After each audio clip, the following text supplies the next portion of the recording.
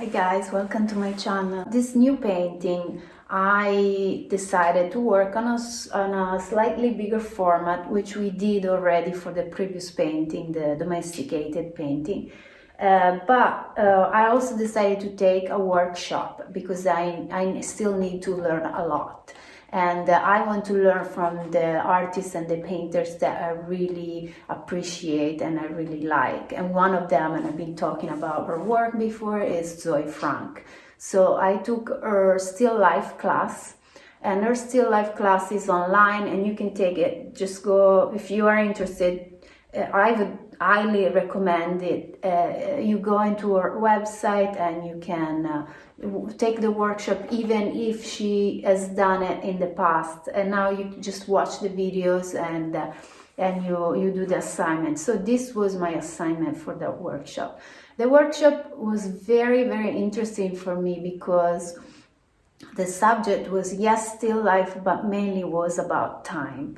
And it was about the process of painting and changing the way, definitely changed the way I've been working until now.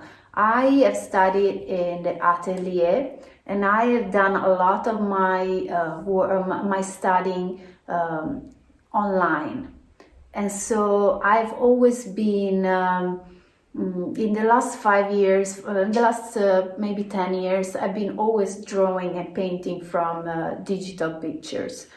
I don't even print them out. So I'm always staring at a computer and at a picture. And this has been great, and this is great to learn the base of painting, the base of drawing, and I'm talking about edges, tones, color palettes and stuff like that. But this new workshop I took, the assignment actually asked to paint from life. So I had to actually set objects around the house and stare at them and paint them. And this was, first of all, a big change for me because when you look at something in reality rather than in a picture, the light changes. It changes with the day, it changes with the time of the day. And for example, I started this painting and it was quite sunny. Then I had 4 days of rain and there was no light. It was totally gray and dark. So I had to use a little bit of artificial light. Then the sun came back and finally I was able to resolve. And so the fact that my subject was changing was really engaging me in not copying, but learning about the object and because I knew that things were changing, I had to react fast to the present moment and to take just what I liked from what I saw at the moment.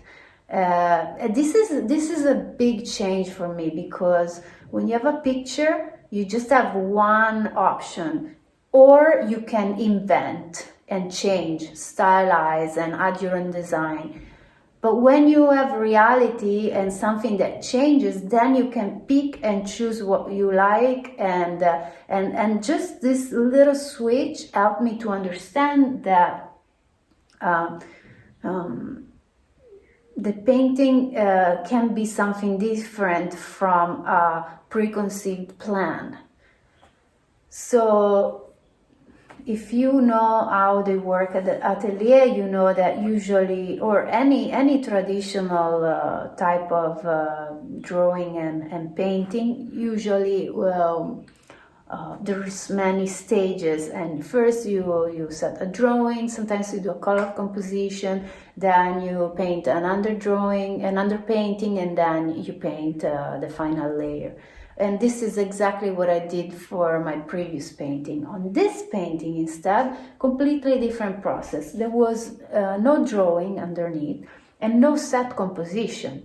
And the still life I did not arrange. So I did decide for one lunch to cut a pumpkin, and then decided that the beginning of my painting was gonna be based on that pumpkin. So I set the pumpkin down and started to paint it. And then every day I would come and paint. I would change my setup in the still life, adding something from my breakfast, or another object, or some other things that were around. And these were all objects I have a special connection to. I've always liked pumpkin, and this cup was a gift of my friend. And then this was a color accent. This is actually this shirt that I use when I paint. And things were changing every day, and every day it was random, but at the same time also a little bit planned by me, because it was still me moving the objects around. And because this the workshop was about time and about how things change and reality change, the way of working in this process was really went really well with the subject of time.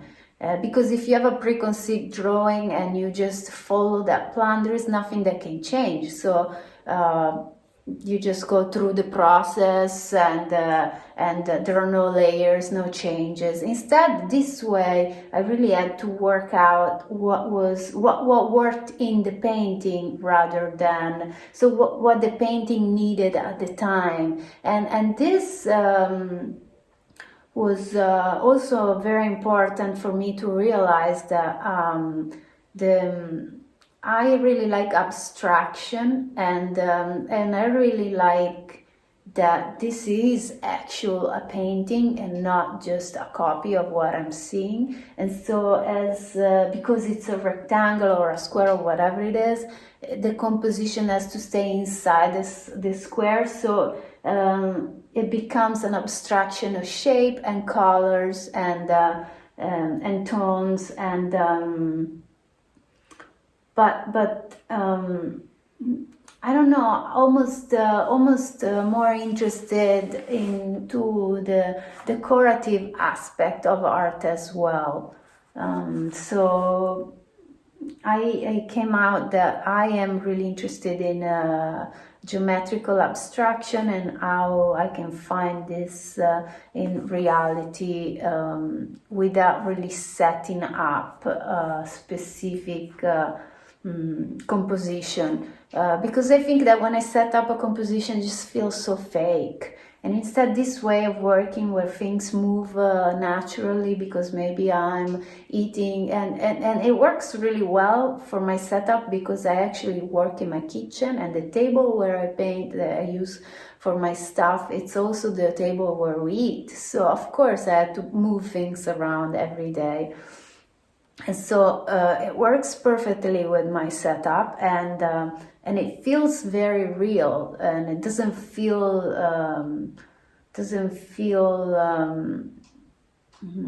like a setup, like a preconceived composition. Because when I actually try to put things together to paint, my brain is too rational and likes some specific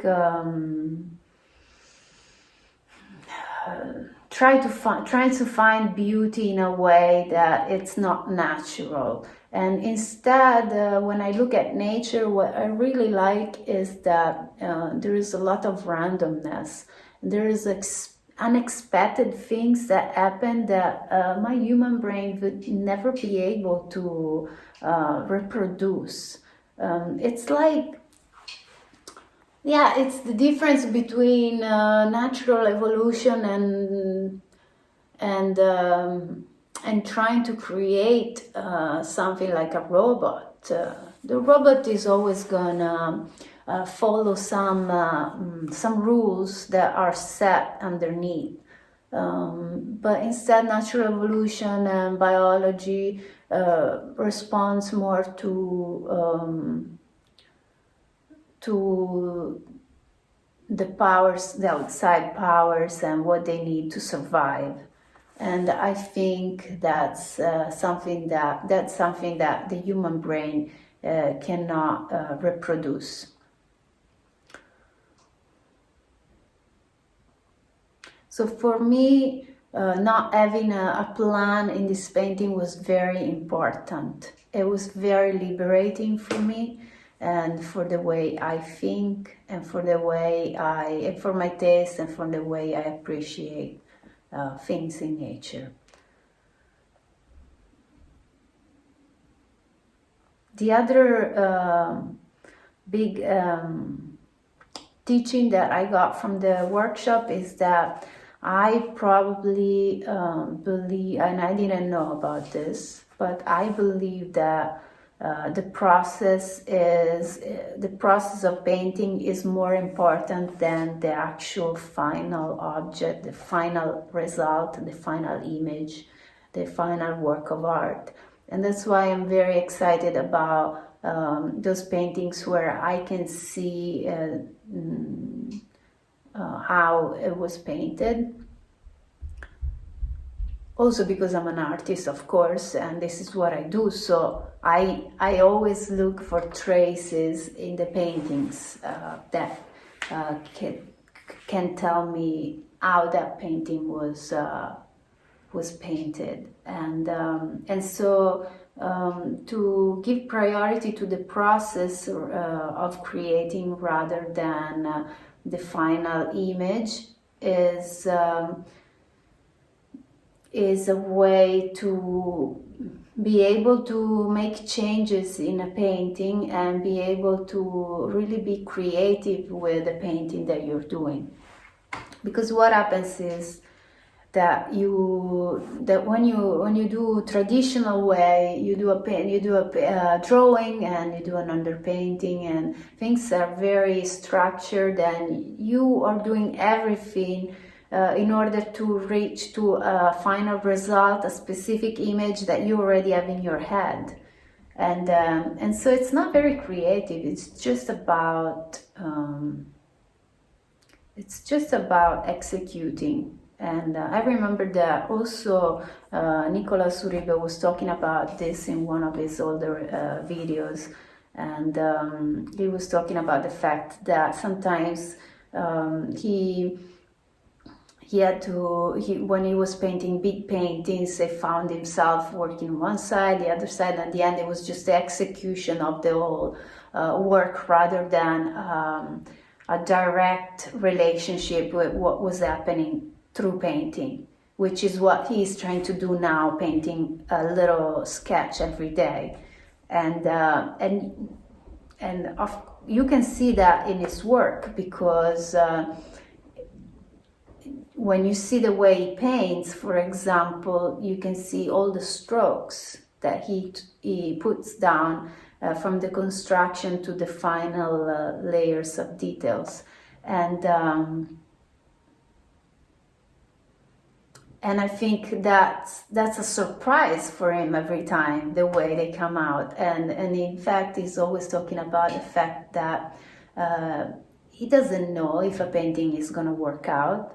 And he just wants to, he believes in his own skill as an artist, and he just tries. And I think this is very, very important. And the work of Zoe Frank also taught me that compositions and images are a lot more exciting when you don't have a preconceived plan and you're just trying to figure out your way through a painting as an actual painting, and not the idea of a painting that you have. So I think this is very interesting for me, and I like it because it's a more creative way of working, and then the other thing that I've learned is that if you like a way a painter is working and you want to get inspiration from it, it's very important to ask the right question and understand the way this artist is working and what question is he asking in order to reach that result, rather than just take the result, which is the style of that artist, and copy some of the formal characteristic, which is gonna give you some kind of painting that looks kind of like that artist, but it's not. It's never gonna have the soul and the meaning that that artist had in order to reach that kind of image. So yeah, it's a little convoluted. I don't know if I understand myself. I don't know if I understand myself and if I am explaining well enough. And but anyway, because I was working from life and the light was changing, I felt that I couldn't just make a video of it, because it was gonna be just too hard to watch, and because I didn't know what the final result was gonna be, I didn't feel like I felt like I wanted to have the freedom of making mistakes and to fail a painting if needed. And at the end of the day, the painting did not fail. I am so happy about this painting. I love it, and probably one of my favorite painting of myself. But the freedom of not having that camera and the idea of that, oh my God, I'm gonna have to post it on YouTube. What am I, like, so. It's very important to have that freedom, but it's also very important for me to reflect and explain my experience. First of all, as a journal, so that it can be there and I can go back to it if I want to listen to it, and then also because if I push myself to explain something that is very complicated even for me to someone else, sometimes it can help me figure out things better. Of course, I could choose to write in my own book instead of just blah blah blahing here in a video, but maybe somebody else wants to know. And maybe somebody who is on a similar path comes across this video, wants to listen, and who knows, maybe this will spark inspiration for another artist or for someone else. And so I think that it's important, it's a responsibility as an artist to share our findings, because I could even just sit in my house and paint all day and just keep my paintings for myself. But at the end of the day, I think a big part of being an artist is also to share and to show the findings to other artists and to everyone who is interested in a wacky, strange, and very abstract conversation about painting.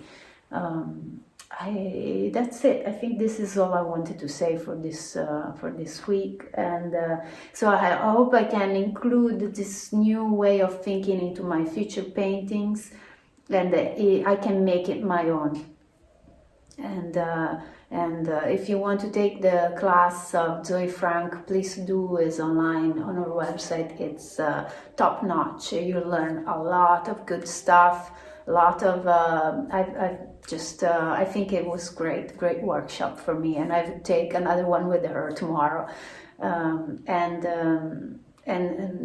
So yeah, this is it. So have a good week, and I hope to see you next week with a new painting and a new conversation. Bye.